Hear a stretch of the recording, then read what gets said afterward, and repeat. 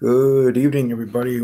Welcome to the Monday Night Raw review here on the Channel Sports Talk Network. I don't know about trying something new, but I'm trying again, going back on camera, showing my pretty face and whatnot.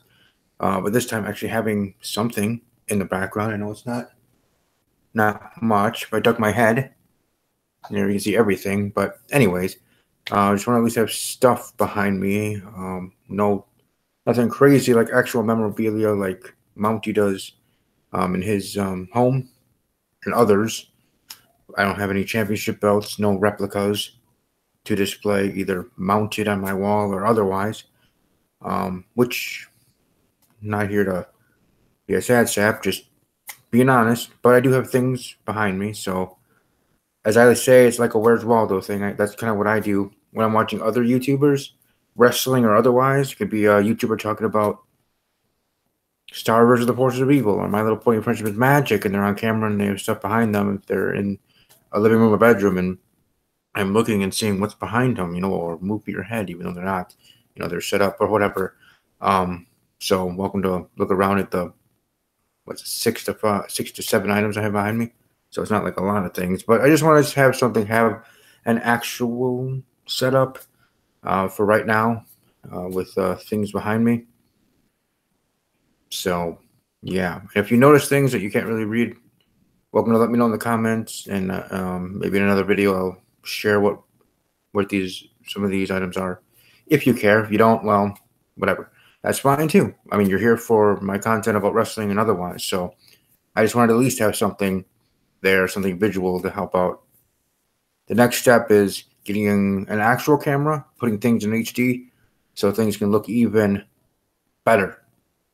Visually, just as much as I try to improve my episodes of Steve Wrestling Ramble and videos of all types here on this channel to prove and show that I want this channel to be something, to grow into something, and to be quite honest, at some point, be a job, be my job, be something that I make money off, because I love what I do here as much as it's a quote-unquote hobby for now.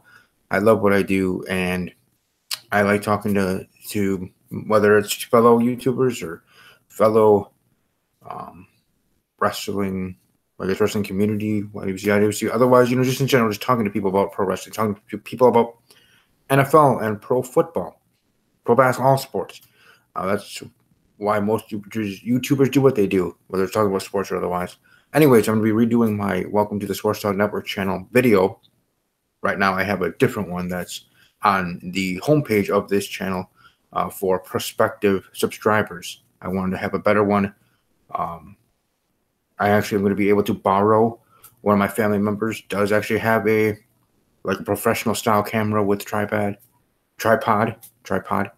and set up. So I'll have this same stuff in the background, but with an actual tripod and stuff with. So my first time working with that, and it'll be, I guess, for a one-time thing. So I wanted to make a count and make it be a video that's going to be on the channel in a sense forever, because it'll be the promo video for the channel, as I already have one now with the computer camera that I always use through Google Hangouts, but I want to have a better one. Anyways, I just wanted to share that, ramble on about that stuff, because I did want to be back on camera, be visual to people. As much as people have said they have enjoyed my content and what I said, whether they agree or disagree, that's, to each their own interpretation. But beyond that, enjoy, I guess, hearing my stuff. So I'll shut up now, stop talking about all that stuff, and let's get on talking about Monday Night Raw. I mean, it makes sense that I wanted to talk about all this other stuff, because really, Monday Night Raw, there really wasn't much to talk about. Not saying it was terrible, not saying it was bad. I think the show was actually pretty good. Just the fact that we only had, if I remember correctly, 3 matches.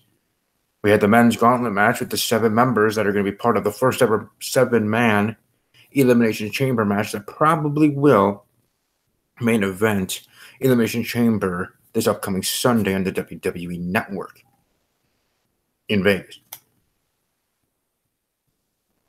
Took 2 hours of the show, took 2/3 of the whole show, of course, taking 2 out of 3 hours there. Then you had a tag team. It was a one-on-one match, but with the tag teams of now Apollo, no longer Apollo Crews, just simply Apollo, Anyways, Titus O'Neil facing off against I think it was Sheamus and getting the win. I assume there might be a tag team title match in the horizon, and the horizon being this Sunday at Elimination Chamber. I mean, I see that probably happening, that being added to the card. I did see while they were promoting Chamber matches, which at the time was only 3, men's first ever 7-man Elimination Chamber match, the women's first ever Elimination Chamber match, Asuka facing Nia Jax. If Nia Jax wins, she will be added to the WrestleMania women's title match. Now, from what I heard specifically that Michael Cole said, Michael Cole want to make sure he gets every word written so the fans know exactly what's on the line. From what I heard, it seems like Nia Jax is going to be added to Asuka's title match, whoever she decides to face. So it's not just being added to a Raw Women's Championship match, meaning my theory in the past that I've said it in Steve's Wrestling Ramble or on a Raw review in the past couple of weeks, where I thought maybe could have Nia Jax lose and Asuka winning and still get her in there. So there we go in that sense. But I certainly think that was interesting, that being added or that being brought up in its own light.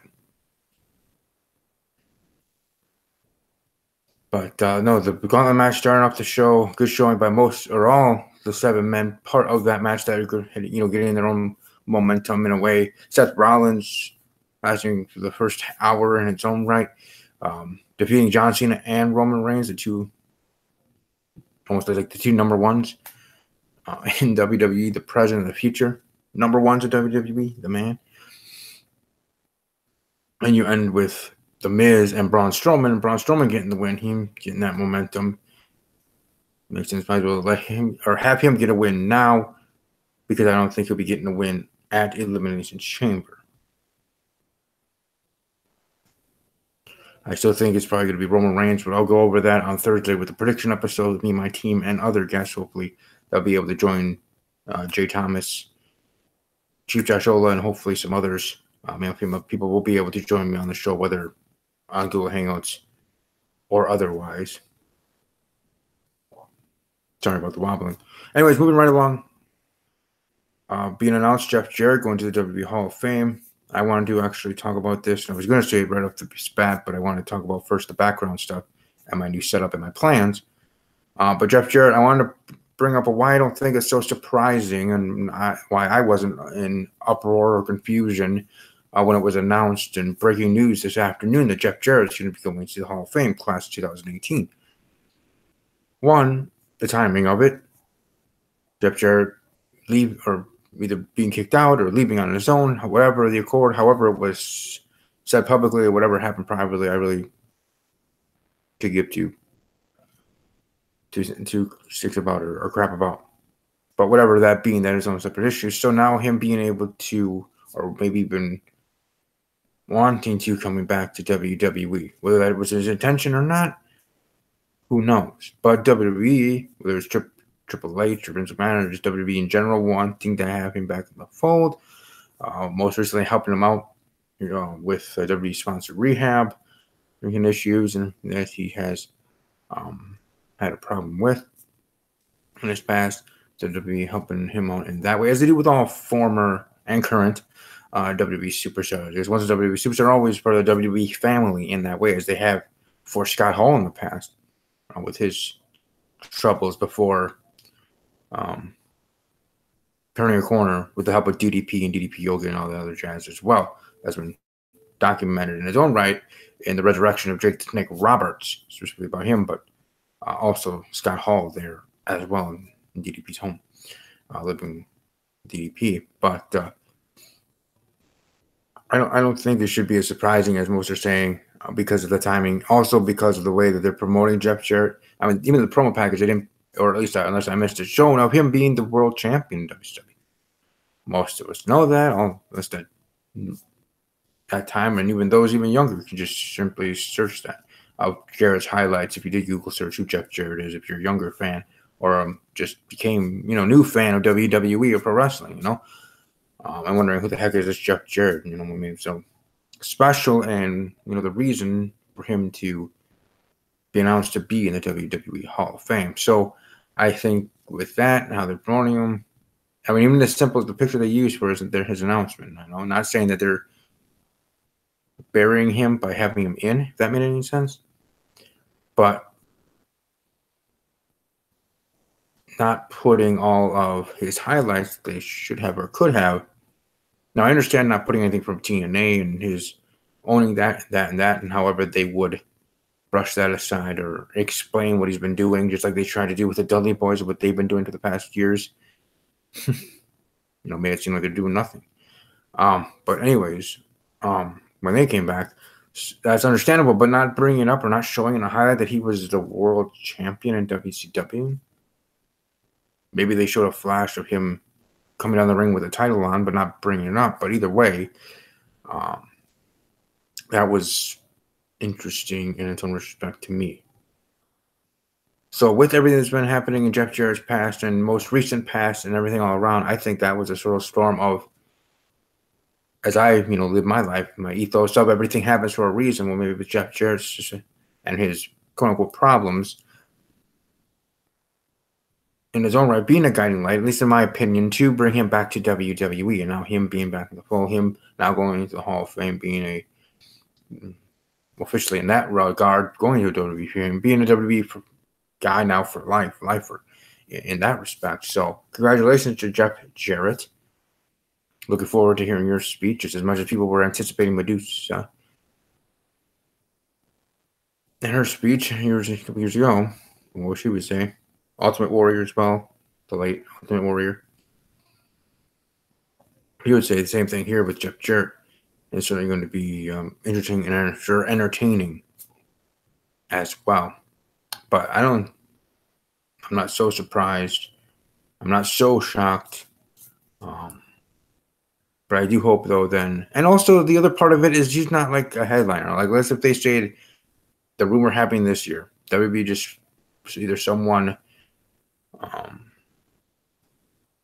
leaking something or this and that, and getting a rumor out there on the dirt sheets and otherwise, or even credible websites and otherwise as well, just to gauge the fan base. Would they welcome or want Jeff Jarrett back in the Hall of Fame? You're going to get both sides, good and bad, but you want to gauge on the percentage, of the fan base, which side are they on? I think most of them would welcome that too.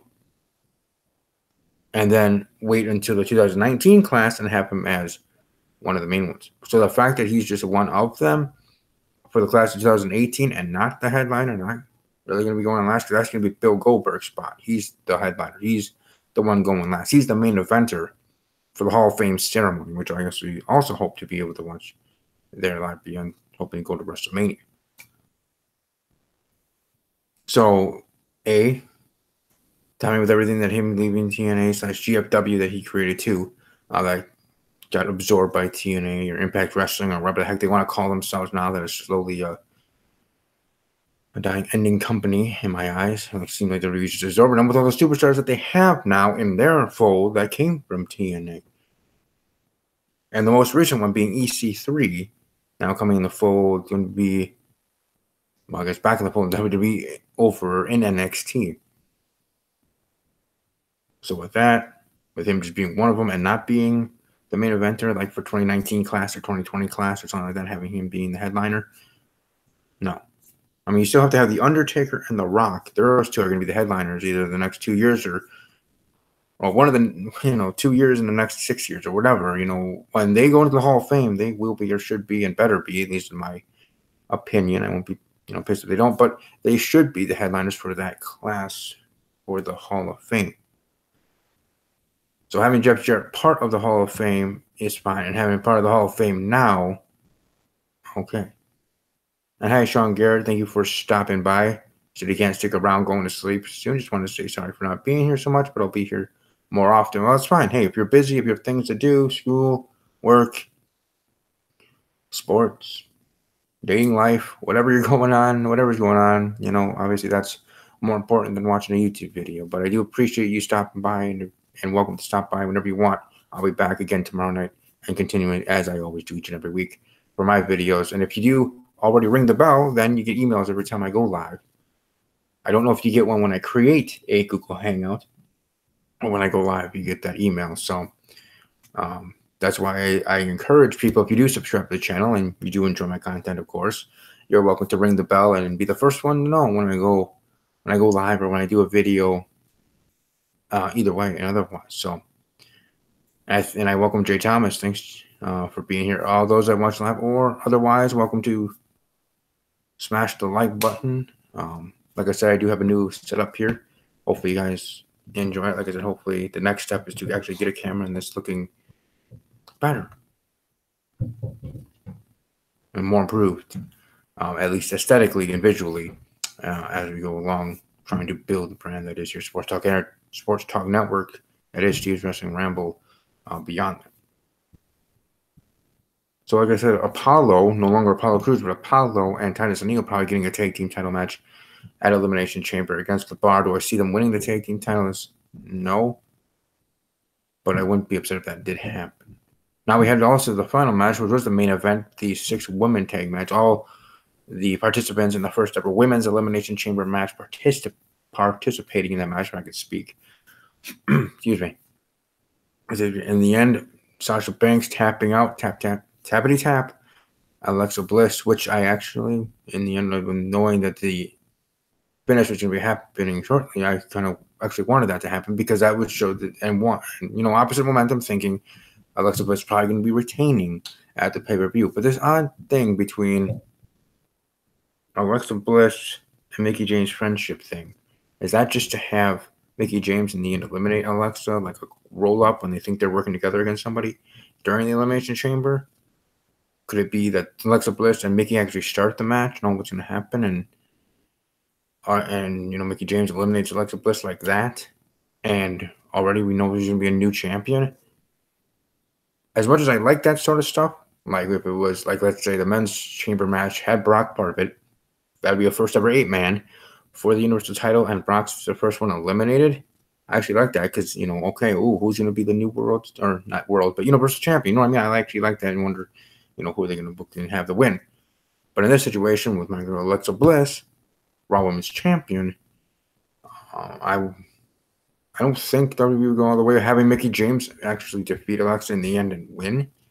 But it could have maybe setting up something with Mickie James eliminating Alexa Bliss, which in the end would mean Alexa be dropping the title. And the only way I would be okay with Alexa Bliss dropping the title, which, by the way, I will be doing a live reaction to the first ever Women's Elimination Chamber match, is if they have Bayley win the title. Not Sasha Banks. I know some would be surprised by me saying this, and some won't if you actually have been watching over the 6 years. Otherwise. But Bayley getting the win, Sasha's turning heel, and you have face Bayley, 2-time Raw Women's Champion, and then at that point, current Raw Women's Champion facing heel Sasha Banks at WrestleMania for the championship. Asuka choosing Charlotte, and Nia Jax is going to be watching on the sidelines. I think that would be pretty awesome. I know my co-host, Kyron Chase, brought that up during our Twitter interaction, and Jay Thomas and others that are watching live. Welcome to follow me on Twitter at WWE_podcast to be part of that chain gang there group, the chain group, thread of threads there on YouTube, not YouTube, on Twitter. There, I think we have 48 right now, but of individuals that talk to WWE each and every day, and otherwise they share things, news, and other tidbits as well. So be part of the conversation, join the conversation. That's why, again, as I spoke in the beginning of this video, beginning of this Raw review, that's why I do what I do, and that's why I'm trying to improve, having this background and doing other things, and hopefully improving the channel and getting better to entertain you, to make it be better. I guess that might not have been the smartest way to say it, but you know what I mean there. So all in all, Monday Night Raw, pretty good show. Just was interesting on how they set it up and had the matches, though being only 3 matches, and then you had the announcement and nothing too much else beyond that. So a simple go-home show for Raw heading into Elimination Chamber certainly will be pretty impactful Elimination Chamber event coming this Sunday. So that'll be all from me. I hope you did enjoy the video. Like I said, we're welcome to leave a comment, share the video, subscribe to the channel, all the other jazz. As well, leave comments in the comment section below what you think of the background, what you think of Raw, what you think of my thoughts, and specifically, who do you think would be the most surprising to win either the men's or women's? For me, most surprising for the women would be Mickie James. They actually are going to go full throttle on that, which it could be hinting or just teasing or red herring of Mickie James eliminating Alexa Bliss in the end, let alone at all, during the first ever Women's Elimination Chamber match. The most surprising winner for the women's would be Mickie James to win and to become the Raw Women's Champion. Not because she's not deserving in the pedigree of her career, but just in how everything's set up. Now, heading into WrestleMania, on the road to WrestleMania, it's time to take it seriously. That would be very surprising. And the men's side, most surprising for me to win, my answer to these questions. Most surprising, the men's side in the first ever 7-man Elimination Chamber match in WWE Network, I would probably say the most surprising winner would actually be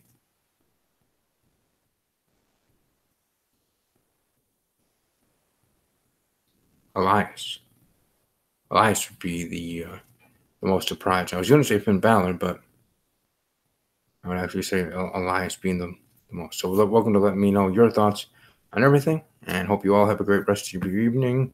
Enjoy your Tuesday, and I'll be back here tomorrow night, Tuesday night, for the SmackDown Live review, 9 p.m. Central, 10 p.m. Eastern, to talk everything SmackDown Live heading on their own road, or pit stop, as I like to call these, pit stop to Elimination Chamber this Sunday for Raw brand, pit stop for SmackDown Live brand at WWE Fastlane in early March.